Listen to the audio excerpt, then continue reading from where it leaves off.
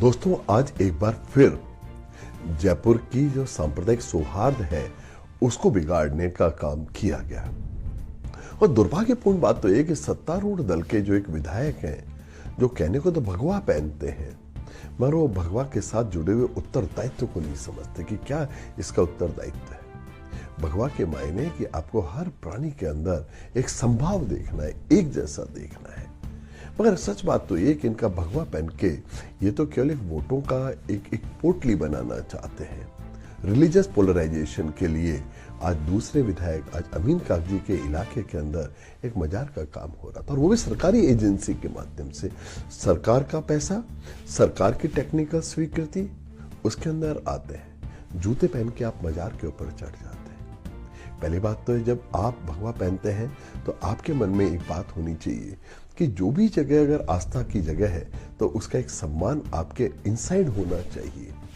पर सच बात है कि उन सब चीजों से आपका कोई ताल्लुक ही नहीं है। आप दूसरे विधायक के टेरिटोरियल जुरिडिक्शन में जाते हैं और जाके वहां जबरदस्ती आप रुकवाते हैं। अब अगर उसमें कोई प्रॉब्लम थी, अगर आपको लग रहा था कि ये नहीं होना चाहिए था, तो आप सक्षम अधिकारियों से बात करते। मगर सक्षम अधिकारियों से बात करके रुकवाते तो फिर ये ड्रामा नहीं होता ना, फिर वोटों का पोलराइजेशन का होता।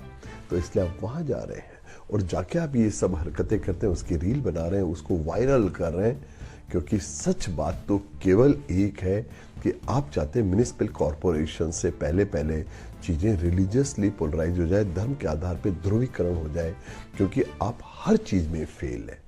रोजगार आप दे नहीं पा रहे, गरीब की रोटी का आपने निवाला आपने छीन लिया है, तो अब आपके पास बचता क्या है? या तो धर्म या जात। तो मैं आपसे कल इतनी सी बात कहता हूं कि या तो इस भगवा को छोड़ दीजिए, आप सामान्य कपड़े पहनिए और बिल्कुल फिर खुल के सियासत कीजिएगा। जब आप ऐसा करते हैं तो सच बात तो यह है कि आप भगवा को अपमानित कर रहे हैं। और फिर मैं सरकार से भी एक बात कहना चाहता हूं। सरकार का तो वैसे बात कहने का कोई मतलब भी नहीं है, क्योंकि कातिल भी वही है, मुंसिफ भी वही है। तो उनसे फिर किस अदल और किस इंसाफ की आप उम्मीद कर सकते हैं, किस जस्टिस की आप उम्मीद कर सकते हैं? मगर भाई लोग, मैं एक बात कह देता हूं, ये जनता है, ये पब्लिक है, ये सब जानती है, सब देख रही है। आने वाले चुनाव के अंदर आपको पता लग जाएगा कि जनता इस रिलीजियस हार्मोनी को बिगाड़ने वाले लोगों को, सांप्रदायिक सौहार्द को बिगाड़ने वालों को माफ नहीं करेगी।